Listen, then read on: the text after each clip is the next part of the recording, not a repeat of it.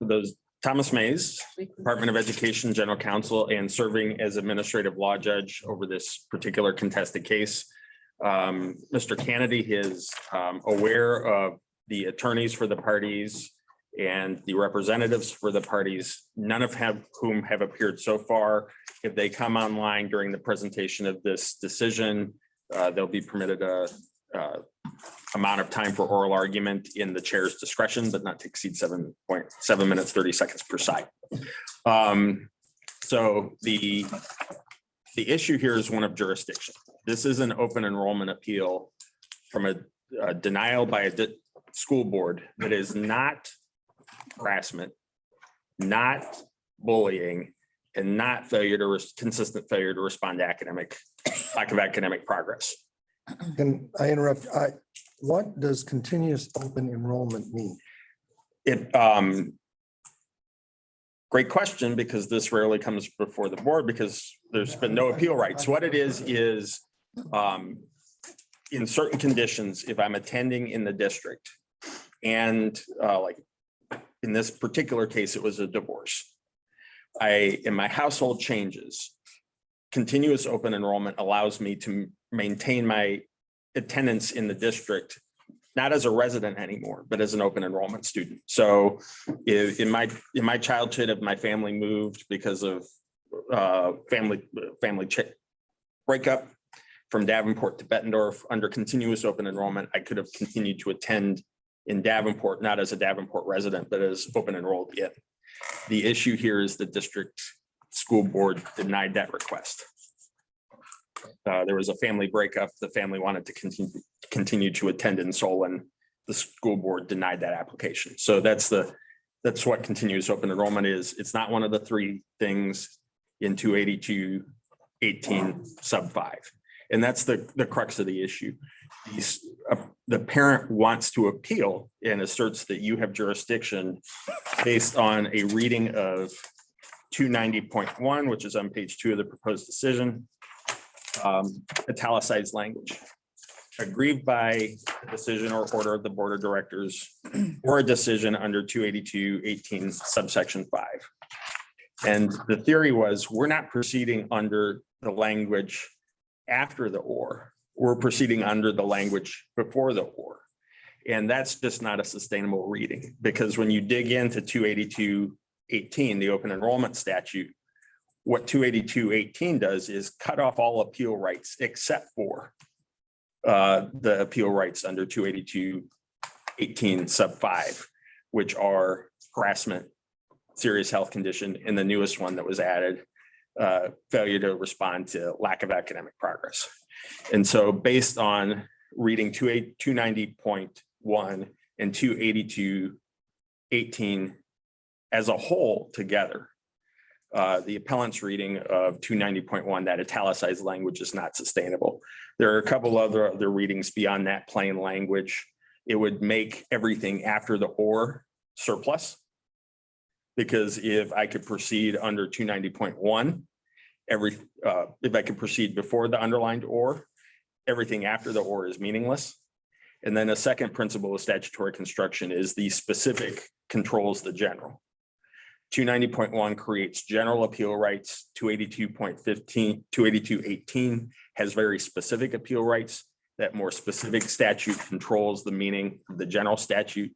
So based on plain language in those two other rules or guideposts for statutory construction, my recommendation is for you to conclude that you have no jurisdiction to hear this appeal. That being said, the family has recourse in district court. The department is still monitoring this situation under its ability to do general supervision.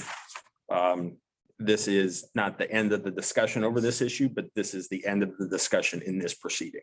So my recommendation to you is my proposed decision is that you have no jurisdiction to hear the case.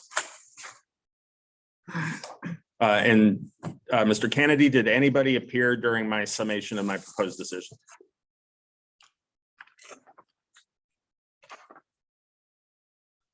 No, sir, not at this time. Any questions for me?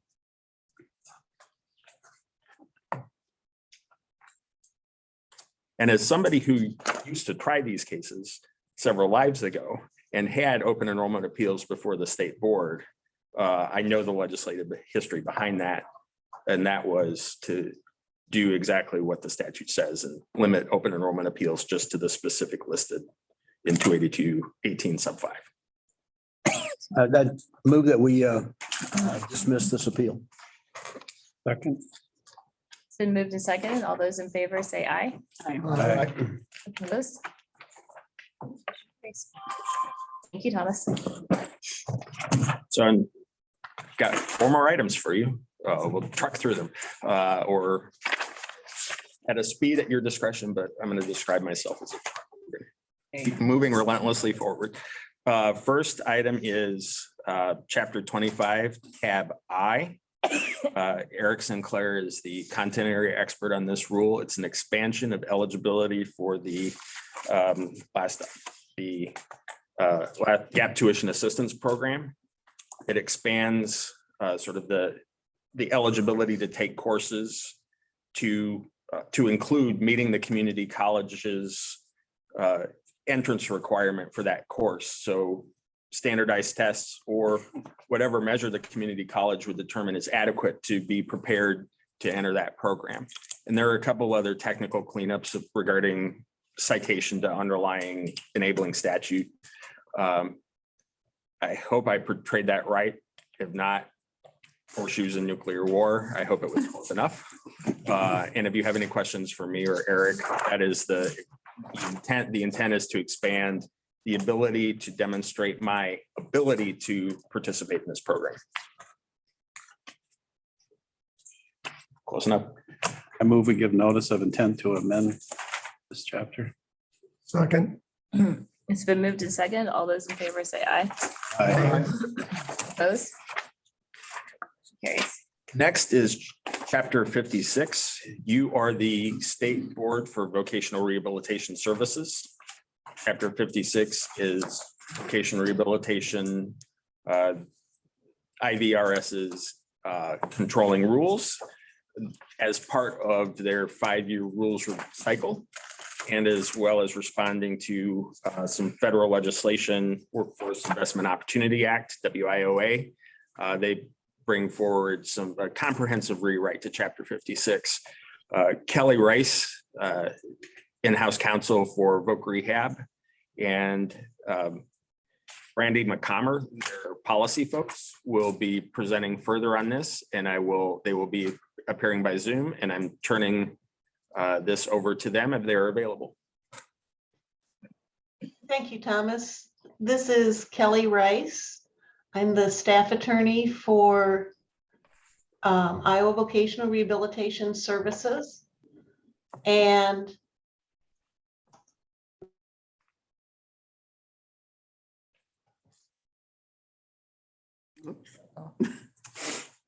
No? Kelly, you were inadvertently muted.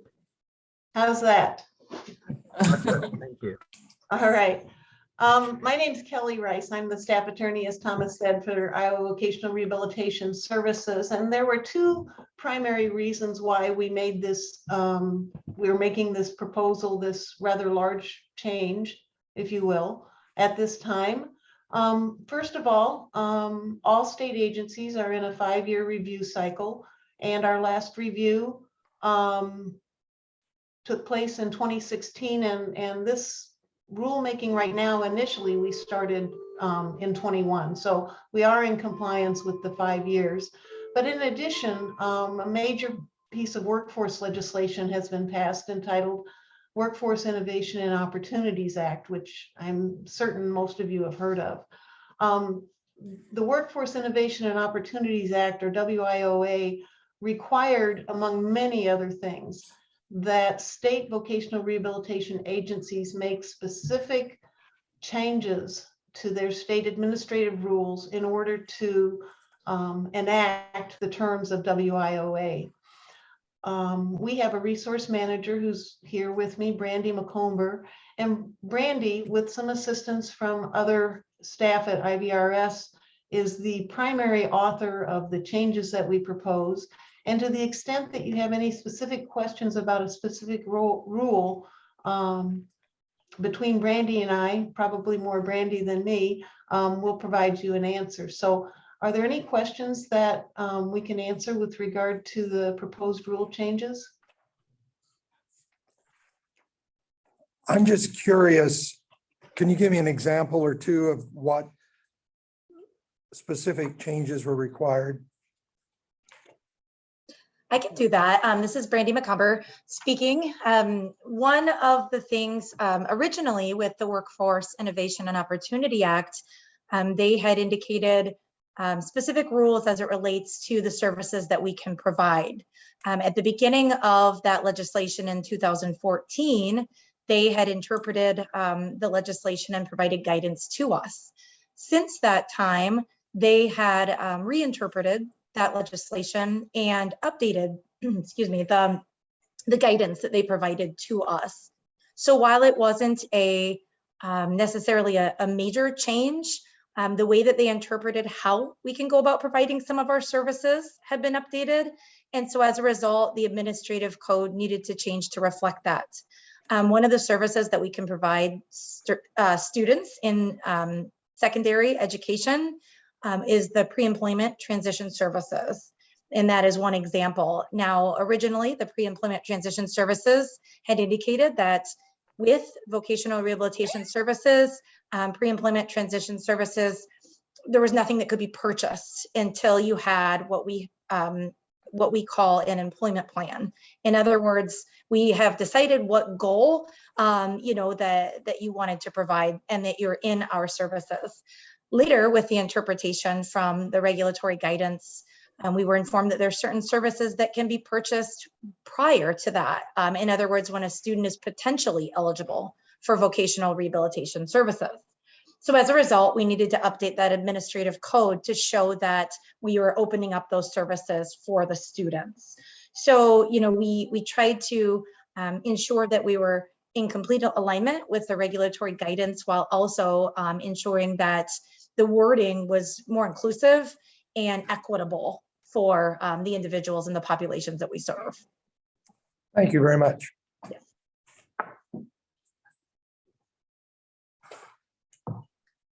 Are there any other questions that we could answer?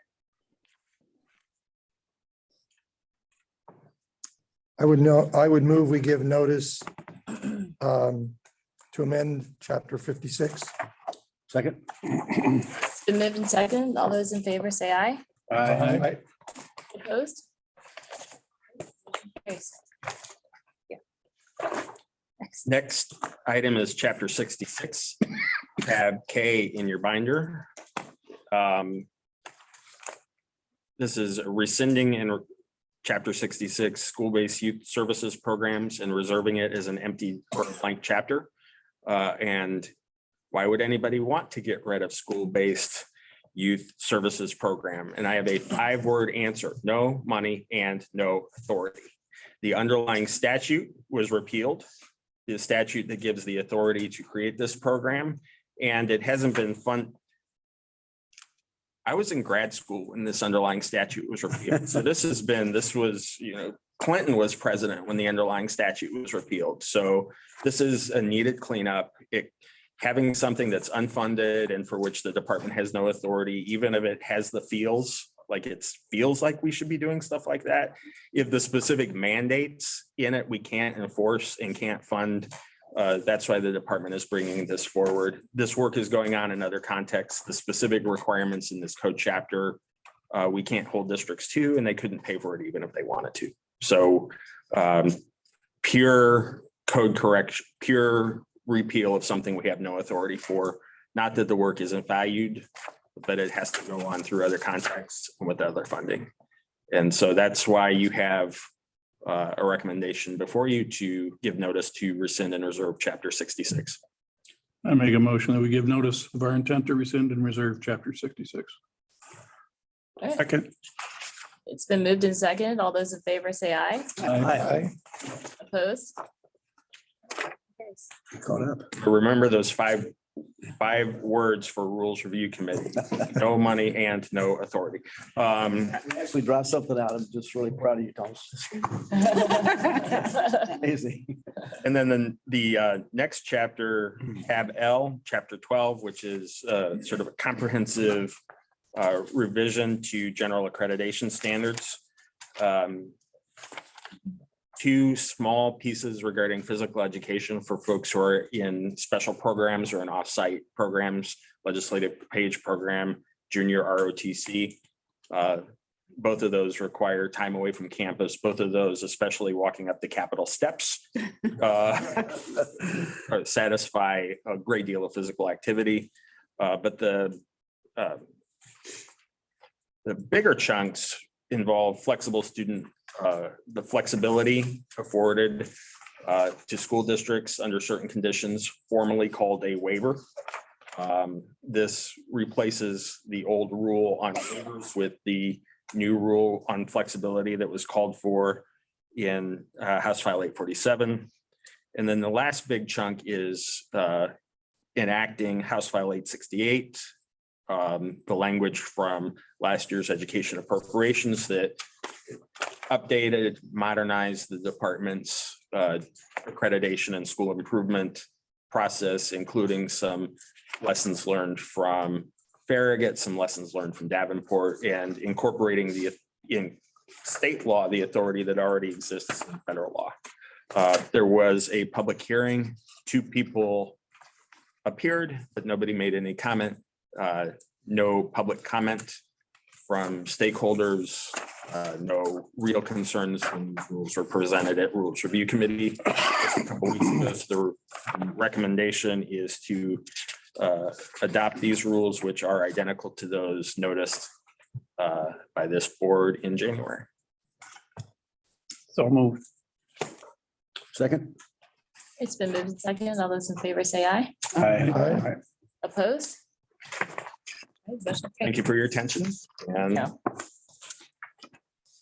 I've got some rules to file in the rules filing system. Thank you, Thomas.